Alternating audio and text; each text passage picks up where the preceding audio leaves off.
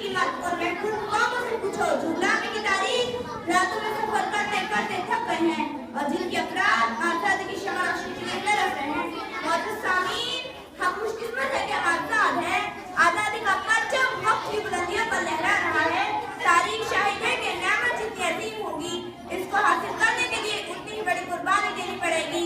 और फिर आजादी की नेमत के जिसके बारे में तारीख अपना फैसला यूं सुनाती है, खुद ब खुद टूट कर गिरती नहीं करती कभी, खुद ब खुद टूट कर गिरती नहीं करती कभी, बदली जाती है बदलती नहीं करती कभी।